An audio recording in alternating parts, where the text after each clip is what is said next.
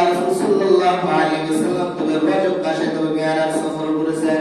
এমন একটা সময় মিরাজ সফর করেছেন রাসূলুল্লাহ সাল্লাল্লাহু আলাইহি ওয়াসাল্লামকে আল্লাহ পাক রব্বুল আলামিন মিরাজ দিয়ে গেছেন।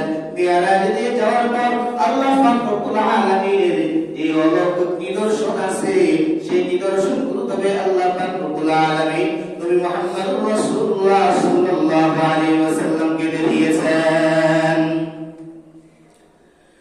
মিরাজ কবে সংঘটিত হয়েছে, কোন দিন সংঘটিত হয়েছে, এই বিষয়ে বিভিন্ন ধরনের ইখতিলাফ হয়েছে, মতবিরোধ রয়েছে। কেউ বলেন মিরাজ তবে হিজরি সনের তবে 2 মাস আগে হয়েছে, 3 মাস আগে হয়েছে, 4 মাস আগে হয়েছে। কেউ বলেন 5 মাস, কেউ বলে 7 মাস, কেউ বলে 9 মাস, কেউ বলে 1 বছর, কেউ বলে 1 বছর 2 মাস, কেউ বলে 1 বছর 5 মাস, কেউ বলে 3 বছর, কেউ বলে 2 বছর। এবং বিভিন্ন ধরনের ইখতিলাফ রয়েছে। তবে সর্বসম্মতিক্রমে প্রসিদ্ধ মত হলো নবুয়তের 11তম বছর, ওই বছর আল্লাহ রাসূল সাল্লাল্লাহু আলাইহি ওয়াসাল্লাম অর্থাৎ রজব মাসের 26 রজব দিবাগত রাত্র অর্থাৎ 27 রজব তবে তিনি আরশে আল্লাহর কাছে তিনি সফর করেন। মতবিরোধের কারণ হলো আগের জামানার মানুষ অর্থাৎ যেহেতু রজব মাসের কোন ধরনের এমন ফাজাইল এমন তেমন কিছু নাই, এটাকে গ্রহণ করা তারা কোন ধরনের কল্যাণ দরকার মনে করে না। এবং আগের জামানায় আমাদের মধ্যে কোনো সময় ছিল না, ঘড়ি ছিল না, টাইম ছিল না, বৈজ্ঞানিক পদ্ধতি এমন কিছু ছিল না, যার কারণে দেখা যাচ্ছে ওই সময়গুলো সংগ্রহ করা, ওই সময় টাইম ঠিক রাখা, কোন সময় কোন কাজ হয়েছে সংঘটিত হয়েছে লোকার মনে ছিল না, যার দরুন এই ধরনের বিভিন্ন ধরনের ইখতিলাফ আমাদের মধ্যে চলে আসছে। মিরাজের প্রেক্ষাপট আল্লাহ রাসূল সাল্লাল্লাহু আলাইহি ওয়াসাল্লামকে কেন মিরাজে সফর করাইলেন? নবী মুহাম্মদ রাসূলুল্লাহ সাল্লাল্লাহু আলাইহি ওয়াসাল্লাম যখন দুনিয়ার জমিনে সফর করেন, যখন আল্লাহ পাক রব্বুল আলামিন নবী মুহাম্মদ রাসূলুল্লাহ সাল্লাল্লাহু আলাইহি ওয়াসাল্লামকে নবুয়ত দান করলেন, এমন একটা সময় যে সময়টার মধ্যে কুফরি কাজ अवेलेबल হতো, শিরক বিদআত কুফরি বিভিন্ন ধরনের যত ধরনের খারাপ কাজ সব সময় ওই সময়তে সংঘটিত হতো। এমন অবস্থা ছিল, কুফরি জামানা ছিল, এমন ধরনের আইয়ামে জাহিলিয়া যাকে বলা হয়। আল্লাহ রাসূল সাল্লাল্লাহু আলাইহি ওয়াসাল্লাম এমন একটা সময় আসছে যখন পৃথিবীটা বেবিচার গুনাহের কাছে মারামারি কাটাকাটিতে ব্যস্ত হয়ে গিয়েছিল। আল্লাহ রাসূল সাল্লাল্লাহু আলাইহি ওয়াসাল্লাম যখন নবুয়ত দান করা হয়, আল্লাহ রাসূল সাল্লাল্লাহু আলাইহি ওয়াসাল্লামের হালত এমন ছিল, আল্লাহ রাসূল সাল্লাল্লাহু আলাইহি ওয়াসাল্লাম যেখানে দেখতেন সেখানে কুফরি কাজ হচ্ছে, মূর্তি পূজা করতেছে, মানুষ গাছের পূজা করে, সূর্যের পূজা করে, মূর্তির পূজা করে, বিভিন্ন ধরনের চন্দ্রের পূজা করে, মানুষের পূজা করে।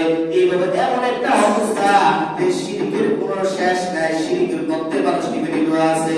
আল্লাহ পাক রব্বুল আলামিন কুরআনুল কারীমের মধ্যে বলেন, যুলুমাতুম বা'দুহা ফাওকা বা'দ ইযা আখরাজা ইয়াদাহু লাম ইয়াকাদ ইয়ারাহা ওয়া মান লাম ইয়াজআলিল্লাহু লাহু নূরান ফামা লাহু মিন নূর।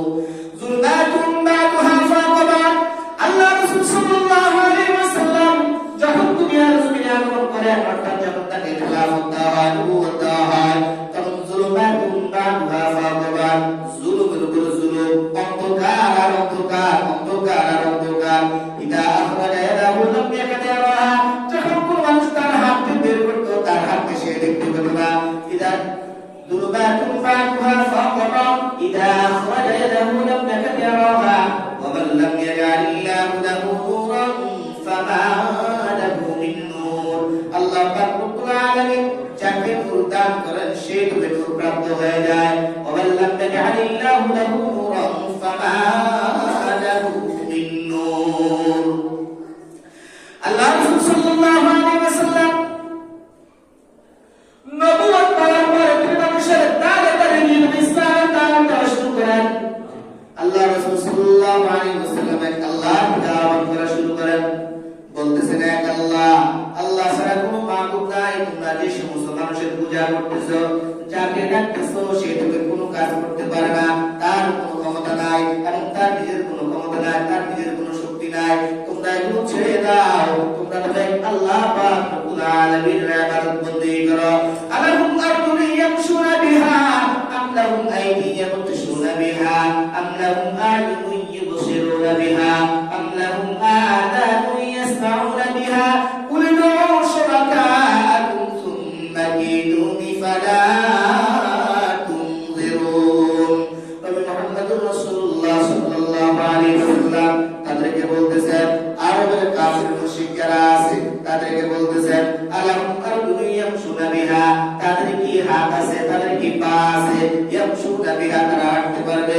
আলাহুম আরজুলুন ইয়ামশুনা বিহা আম লাহুম আইদিন ইয়াবতিশুনা বিহা, নাকি তাদের হাত আছে, হাত দিয়ে তারা করতে পারবে। আম লাহুম আইদিন ইয়াবতিশুনা বিহা আম লাহুম আযানুন ইয়াসমাউনা বিহা, নাকি তাদের কান আছে, যে কান দিয়ে তারা শ্রবণ করবে। আম লাহুম আযানুন ইয়াসমাউনা বিহা কুল উদউ শুরাকাআকুম সুম্মা কিদুনি ফালা তুনযিরুন। হে নবী, আপনি বলে দিন, কুল উদউ শুরাকাআকুম, তোমরা যা তোমাদের শরীক যারা আছে তাদেরকে যে তোমরা ডাকতেছো, কুল উদউ শুরাকাআকুম সুম্মা কিদুনি ফালা তুনযিরুন, তোমরা তবে আমার বিরুদ্ধে ষড়যন্ত্র করতেছো, ফালা তুনযিরুন, তোমরা তা অপেক্ষা করো না।